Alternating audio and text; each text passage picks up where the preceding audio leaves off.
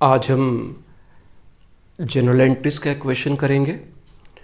General entries format के accordingly हम करेंगे। इसके बाद लेजर पोस्टिंग आपको सिखाऊंगा और ट्रायल बैलेंस कैसे बनता है वो भी। तो ये तीन चीज़ें जो होंगी वो एक ही क्वेश्चन में आपको मैं समझाऊंगा। तो क्वेश्चन बोर्ड पर लिखा हुआ है, ठीक है जी। मैंने आप लोगों को जो पहले जनरल एंट्री सिखाई थी उसमें ये बताया था कि किसको डेबिट करना है और किसको क्रेडिट करना है, बस।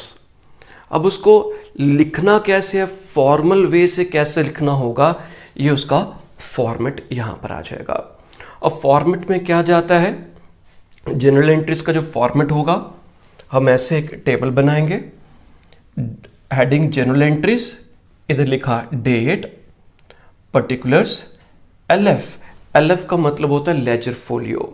लेजर फोलियो का मतलब क्या आ गया कि ये जो कैश अकाउंट के आगे अगर इधर लेजर फोलियो पेज नंबर लिखा होगा तो हमारे लिए ये देखना आसानी इजीली हो जाएगा कि लेजर पर ये वाली ट्रांजैक्शन कैश की किस पेज नंबर पर है। तो लेजर फोलियो डेबिट, जो डेबिट वाली अमाउंट होगी वो डेबिट के कॉलम में आएंगे, ठीक है।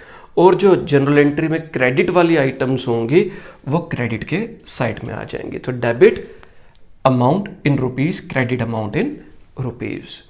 जब भी हम जनरल एंट्रीज लिखते हैं तो डेबिट वाली ट्रांजैक्शन जो होगी वो हमेशा ऊपर आएगी।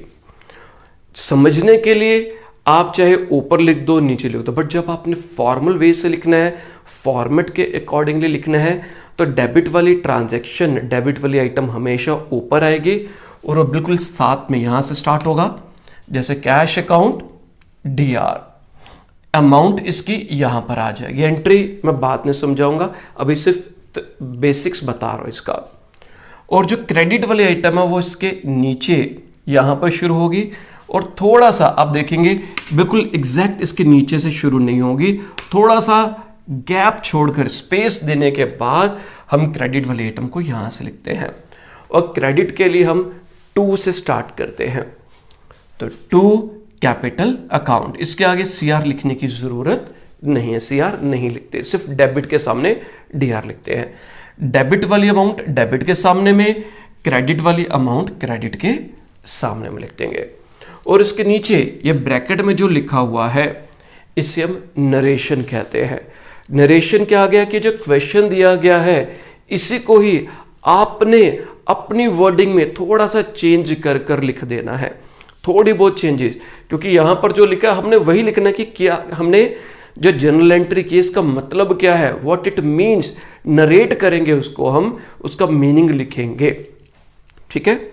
और इसके बाद जब जनरल एंट्री कर लेंगे तो इसको हम क्लोज कर देंगे यहां से लाइन से, ताकि एक डिफरेंस पता चले कि ये एक एंट्री है, ये सेकंड है और देखने में अच्छा लगेगा, ठीक है। अब हम क्वेश्चन स्टार्ट करते हैं। आप सबको मैंने जनरल एंट्रीज करवाई हुई हैं।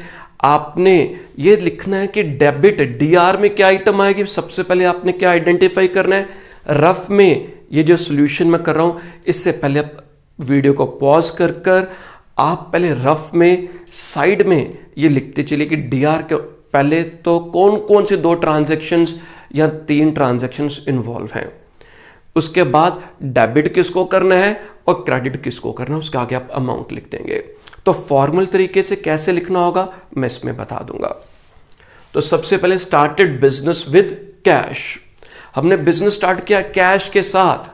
मैं वो रफ वाला काम जो था वो बोर्ड पर नहीं लिखूंगा, आप सबको वो आता है, वो अपने दिमाग में कैलकुलेशन करनी है। तो बिजनेस स्टार्ट किया कैश के साथ। इसमें कौन कौन से दो ट्रांजैक्शंस इन्वॉल्व हैं, एक कैश अकाउंट और दूसरा कैपिटल अकाउंट। एक कैश अकाउंट, दूसरा कैपिटल अकाउंट। कैश कौन सा अकाउंट होता है, कैश इज एसेट, और कैपिटल के सामने कैपिटल ही लिखेंगे। तो जब बिजनेस में पैसा आया, जब बिजनेस में पैसा आया तो कैश इंक्रीज हो गया। अगर कैश इंक्रीज होता है, एसेट इंक्रीज होता है तो डेबिट करेंगे। और कैपिटल बिजनेस की लायबिलिटी है, बिजनेस के लिए लायबिलिटी है, लायबिलिटी भी इंक्रीज हुई और जब लायबिलिटी इंक्रीज होती है तो उसे हम क्रेडिट करते हैं। तो डेबिट किसको करेंगे? कैश अकाउंट को। और क्रेडिट किसको करेंगे? क्रेडिट हम करेंगे कैपिटल को। तो हमें मालूम चल गया डेबिट किसको करना है, क्रेडिट किसको करना है। ठीक है जी। तो अब हमने लिखना कैसे है? Cash account DR to capital account 50,000 being business started with cash. हमने बिजनेस स्टार्ट किया कैश के साथ। ठीक है। Next transaction purchased machinery. Machinery purchase की 2 ट्रांजैक्शंस इन्वॉल्व हैं। एक आ जाएगा मशीनरी अकाउंट। ठीक है। हमने मशीनरी खरीदी, परचेज वर्ड यूज नहीं करेंगे, हम मशीनरी लिखेंगे क्योंकि मशीनरी एसेट है, लॉन्ग टर्म यूज के लिए खरीदा है। तो एक मशीनरी अकाउंट, और इसमें आगे कुछ नहीं लिखा, तो हम यही अज्यूम करते हैं कि जो हमने मशीनरी खरीदी है वो हमने कैश पर खरीदी है। तो दूसरा कौन सा आ जाएगा account? Cash account. So we are having 2 accounts. One is machinery account and the second one is cash account. Machinery asset है, मशीनरी एसेट है। अगर ये एसेट है तो इसे क्या करेंगे हम? इंक्रीज हुआ एसेट डेबिट कर देंगे। नेक्स्ट क्या था? Cash account. कैश भी एसेट है, एसेट डिक्रीज हुआ, और अगर एसेट डिक्रीज होता है तो क्या करते हैं? उसको हम क्रेडिट करते हैं। सो मशीनरी को हम डेबिट करेंगे, कैश को क्रेडिट करेंगे। तो जनरल एंट्री हमारी क्या बन जाएगी? जो डेबिट वाली आइटम ऊपर, तो machinery account DR to cash account, machinery account DR to cash account.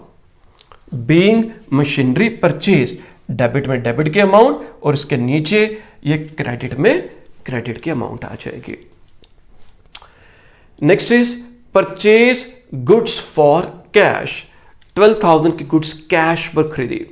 2 accounts involve हैं, एक परचेजेस अकाउंट और दूसरा कैश अकाउंट।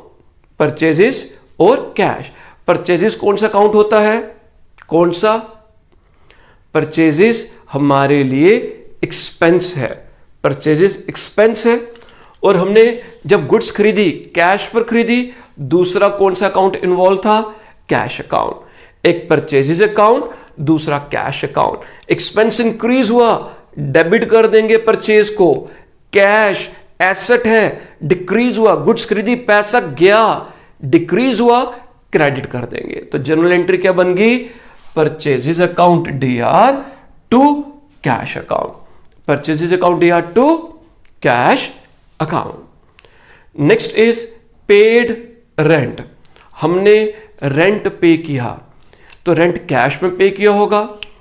2 ट्रांजैक्शंस कौन कौन सी हैं? 2 अकाउंट कौन कौन से इसमें? एक रेंट अकाउंट और दूसरा कैश अकाउंट। एक रेंट अकाउंट, दूसरा कैश अकाउंट। रेंट एक्सपेंस है, एक्सपेंस इंक्रीज हुआ, डेबिट कर दिया। Rent expense increase, debit. Cash asset decrease, credit. तो जनरल एंट्री क्या बन गई? Rent account DR to cash account, rent account DR to cash account. Next is sold goods for cash 10,000। हमने goods cash पर बेची। Goods किस पर बेची? कैश पर बेची हैं। तो इसमें क्या इन्वॉल्व आ गया? 2 आइटम्स, एक कैश अकाउंट, दूसरा sales account. Cash asset, cash asset. जब मैंने गुड्स को बेचा, कैश आया, एसेट इंक्रीज हुआ, एसेट इंक्रीज होगा तो डेबिट कर देंगे। सेल्स रेवेन्यू, रेवेन्यू इंक्रीज हुआ, अगर इंक्रीज होता है रेवेन्यू तो क्रेडिट कर देते हैं। तो कौन कौन सी 2 ट्रांजैक्शंस हैं इसमें? कैश और सेल्स। तो जनरल एंट्री क्या बन गई? Cash account DR to sales account, cash account DR to sales account. आप इनका स्क्रीनशॉट ले लीजिए, मैं फिर इसको इरेज कर फिर आगे जनरल एंट्रीज बाकी की आपसे डिस्कस करता हूं। ठीक है जी। हमने कहां तक कर लिया? Cash to sales. इसमें अमाउंट हमने गलत लिख दी है लास्ट वाले में, जुलाई 20 में sold goods for cash is 10,000, तो यहां पर 10,000 आ जाएगा। ठीक है, तो यहां तक हमने जनरल एंट्रीज कर दी हैं। इसके बाद बाकी के करते हैं। आप स्क्रीनशॉट ले लीजिए प्लीज।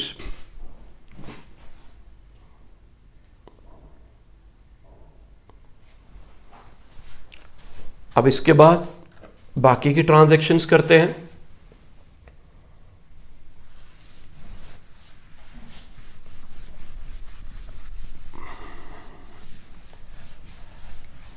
आप जितना भी पढ़ा रहा हूं साथ साथ रिवाइज करते चलिए।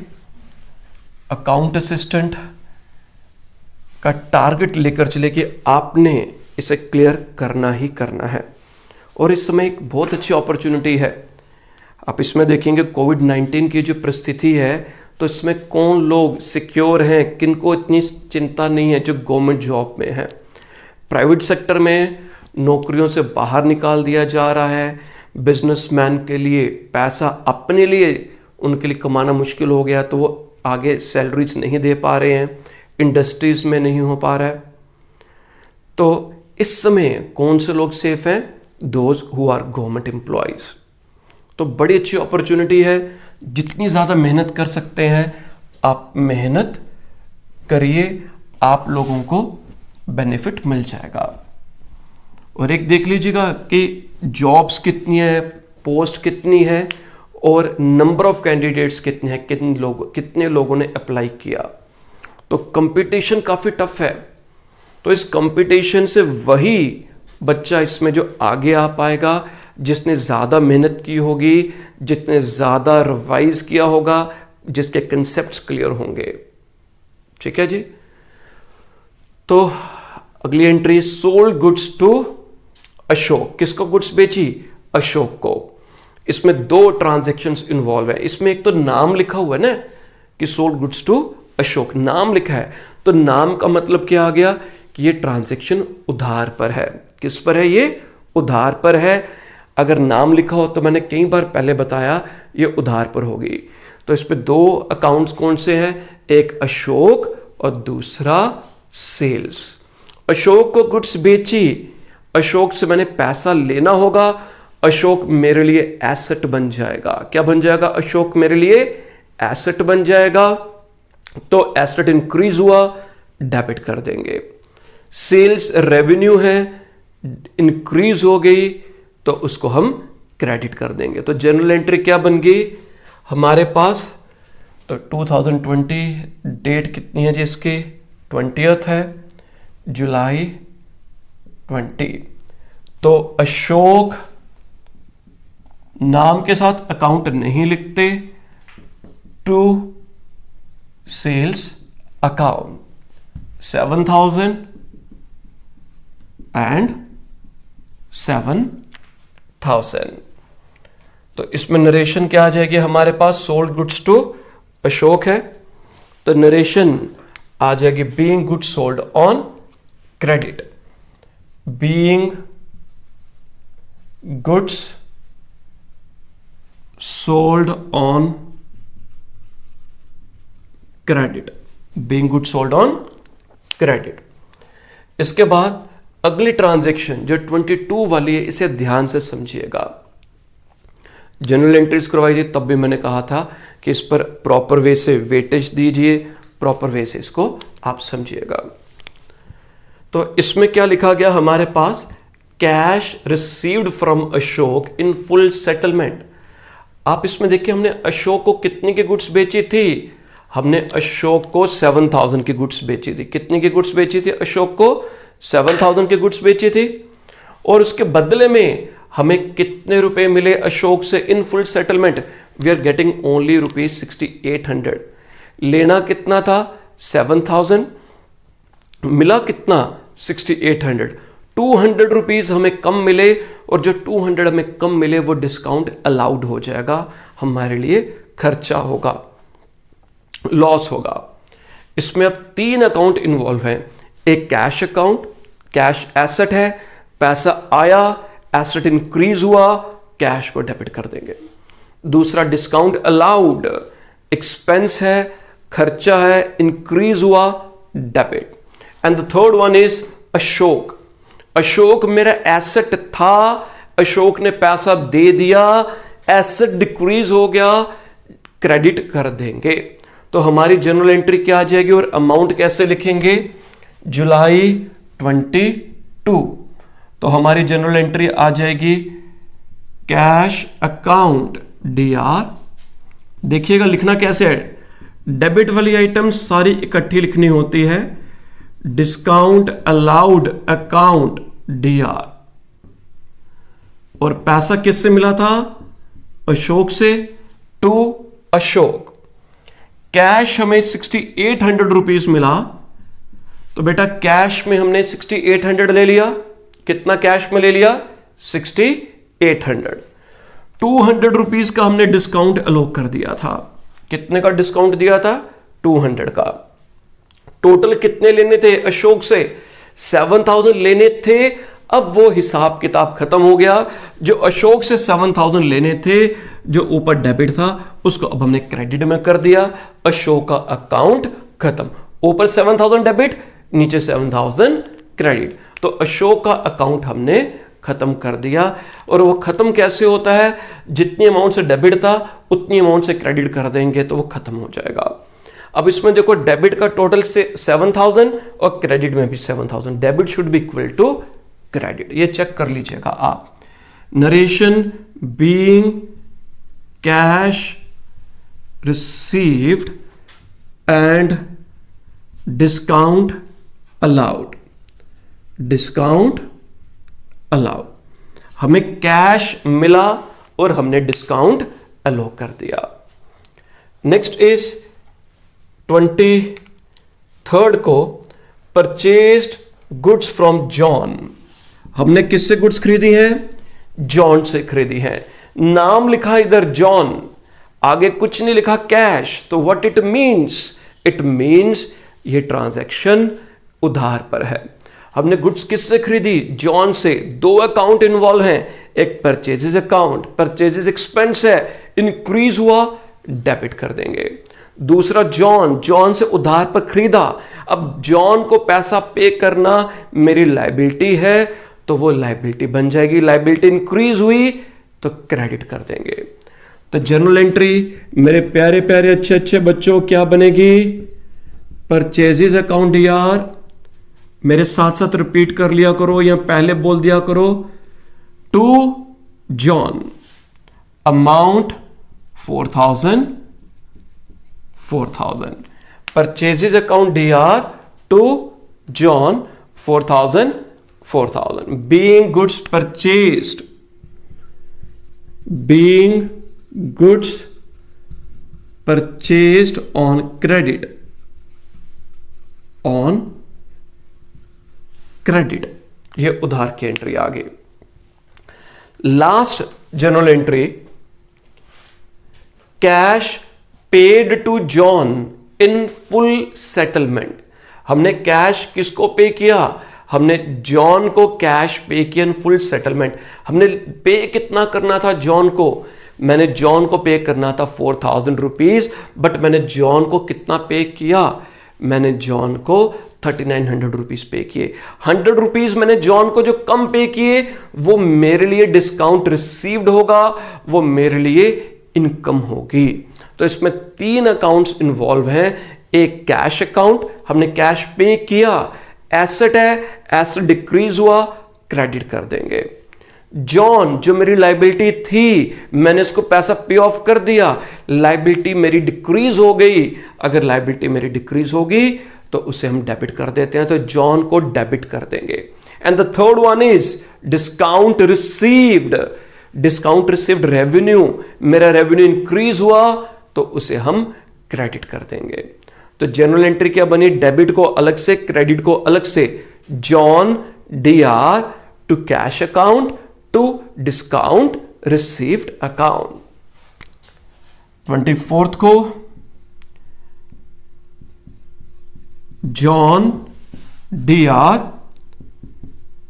To cash account, to cash account to discount received account.